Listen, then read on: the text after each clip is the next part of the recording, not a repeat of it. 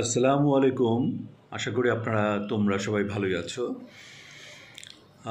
দেশে যেভাবে সংলাপ শুরু হয়েছে বা আলোচনা শুরু হয়েছে সংস্কারকে নিয়ে, আমার তো মনে হয় এটা কালক্ষেপণ ছাড়া আর কিছুই নয়। বিএনপি ঠিকই বলেছে যে একেবারে মৌলিক যে সমস্ত বিষয়গুলো রয়েছে সেগুলো নিয়ে আলোচনা করে সংস্কার আপাতত শেষ করলে ভালো হয় এবং সমস্ত সুপারিশগুলো থাকবে, একটা আন্ডারস্ট্যান্ডিং থাকবে সবগুলো পলিটিক্যাল পার্টির সাথে, যে যেগুলো গ্রহণযোগ্য হয়েছে, যেগুলো already agreed by many parties, সেগুলো একটা একটা একটা একটা মেমোরেন্ডাম অফ আন্ডারস্ট্যান্ডিংয়ের মতো হয়ে থাকতে পারে। সেখানে সবাই সই করবে এবং পরবর্তী সময় নির্বাচিত সরকার যিনি আসবেন বা যারা আসবেন তারা সেগুলো বাস্তবায়নের দিকে মনোনিবেশ করবে। আর এছাড়াও বিএনপির পক্ষ থেকে 31 দফা দেয়া আছে, সেখানে মোটামুটি সবগুলোই বাস্তবায়নযোগ্য এবং একটা দ্রুত দেশটাকে এগিয়ে নিয়ে যাওয়ার জন্য যা যা করণীয় সেই সমস্ত কথা ওখানে বলা আছে। আর এছাড়াও অনেক খুঁটিনাটি জিনিস আছে যেগুলো এই সংস্কার কমিশনগুলো, 6টা সংস্কার কমিশন, সেগুলো বের করে নিয়ে এসছেন, এগুলো আলোচনা হচ্ছে এবং এগুলো বেশিরভাগই এখন সলভ হয়ে গেছে। আমার মনে হয় যেভাবে আলোচনা চলছে এভাবে সর্বোচ্চ আর 1 মাস এগিয়ে নিয়ে নির্বাচন কমিশনকে ইনস্ট্রাকশন দিয়ে দেওয়া যে যেহেতু 8ই অগস্ট 2024 সালে এই অন্তর্বর্তীকালীন সরকার ক্ষমতা গ্রহণ করেছিল, সেই জন্য ওই 8ই অগস্ট 2025 মানে ঠিক 1 বছর পরে এই অন্তর্বর্তী সরকারের উচিত নির্বাচন দিয়ে নির্বাচিত গণতান্ত্রিক পদ্ধতিতে সবার গ্রহণযোগ্য একটি নির্বাচনের মাধ্যমে ক্ষমতা হস্তান্তর করা।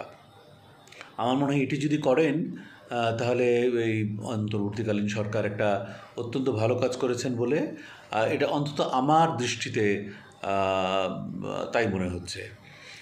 আর এছাড়াও এই নতুন সরকার আসার পর থেকে গত 8 মাসে যেভাবে নতুন দলের নতুন অতি ক্ষুদ্র অদ্ভুত সব নামের সমন্বয় দলের আবির্ভাব ঘটছে, এরই মধ্যে 22টি নতুন দল কিন্তু আত্মপ্রকাশ করেছে। এর মধ্যে হয়তো আমরা 1, 2, 3টার নাম জানি, বাকিগুলোর নাম জানি না, শুনিও না, আলোচনায়ও আসে না। এগুলো কি ব্যক্তিকেন্দ্রিক একমাত্র একজন ব্যক্তি বা 3জন ব্যক্তি মিলে করেছেন কিনা তাও জানি না। এগুলো ব্যাপারে আসলে তেমন কোনো আলোচনা হয়নি বলে কোনো খোঁজ খবর রাখতে পারিনি। তবে ইন্টারেস্টিংলি ইলিয়াস কাঞ্চন, যিনি নিরাপদ সড়ক চায় আন্দোলনের জন্য গত 25 বছর ধরে সংগ্রাম করে যাচ্ছেন, তিনিও সম্ভবত ঘোষণা দিয়েছেন যে তারা আগামীকাল একটি নতুন রাজনৈতিক দল গঠন করার উদ্যোগ গ্রহণ করেছেন এবং সেটি সংবাদ সম্মেলন করে ঘোষণা করা হবে।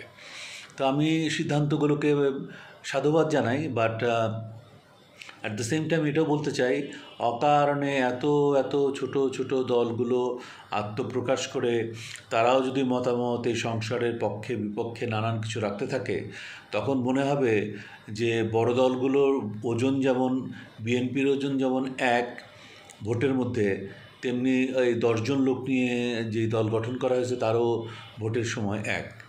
তো আমার মনে হয় এদেরকে বাদ দিয়ে এই সংস্কার কমিশন যদি মূল 4-5টা দল নিয়ে আলোচনা করে, 6-7টা দল নিয়ে আলোচনা করে, তাহলে খুব অল্প সময়ের মধ্যে আমাদের এই সমস্যার সমাধান করতে পারি এবং আমরা একটি জাতীয় নির্বাচনের দিকে এগিয়ে যেতে পারি। আর তাছাড়া এনসিপিকে বলবো যে তারা যেন সংযতভাবে কথা বলেন, তারা রেজিস্ট্রেশন এখনও তাদের হয়নি, রেজিস্ট্রেশনগুলো করে নেন এবং সারা দেশে যদি তারা নির্বাচন করার আগ্রহই তাদের থাকে, তাহলে সারা দেশে নির্বাচন করতে হলে, রেজিস্ট্রেশন পেতে হলে যে শর্তগুলো পূরণ করতে হবে সেই শর্তগুলোর জন্য তারা পূরণ করে ফেলে। কারণ আমার জানা মতে, আমি জানি যে সারা বাংলাদেশের 100 ভাগের 1 ভাগ জায়গাতেও তাদের কোনো অফিস নাই এবং কোনো নিয়ন্ত্রণও নাই। আর তাছাড়া আমি বলবো যে দেশে যতদিন যাচ্ছে আইনশৃঙ্খলা পরিস্থিতির অবনতি ততই ঘটছে।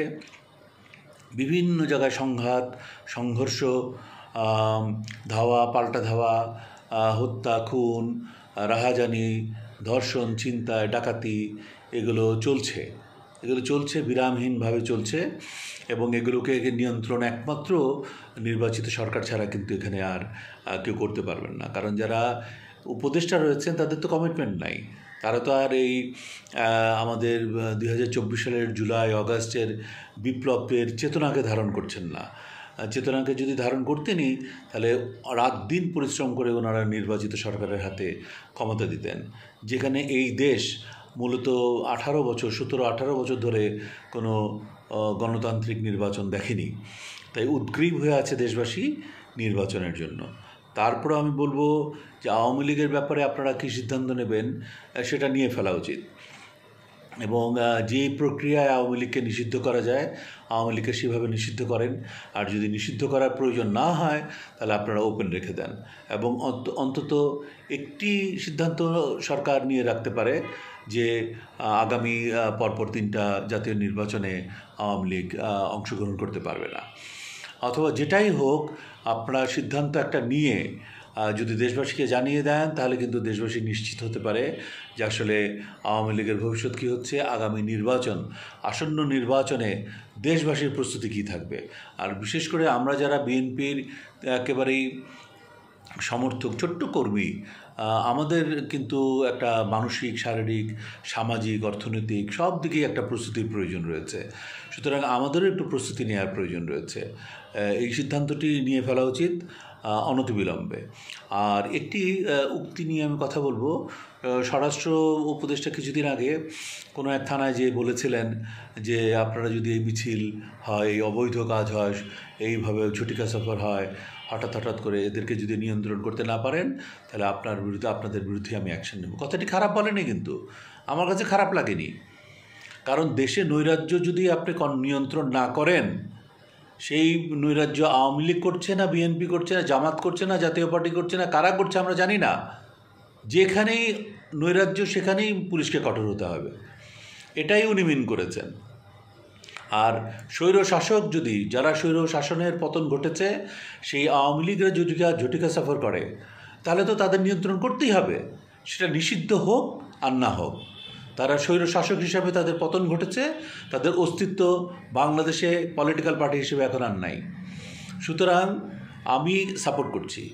আমি দেখলাম সবাই এটা কন্ডেম করেছে, কিন্তু আমি ব্যক্তিগতভাবে এটা কন্ডেম করতে পারলাম না। I am very sorry. আমার কাছে মনে হয় আইনের শাসন প্রতিষ্ঠা করতে হলে একটু কঠোর হতেই হবে। তো যাই হোক বন্ধুরা, তোমরা সবাই ভালো থাকুন, সুস্থ থাকুন। দোয়া করি আমরা সবাই যেন সম্মিলিতভাবে এই দেশটাকে গড়ে তুলতে পারি। আজ এতটুকুই। আল্লাহ হাফিজ।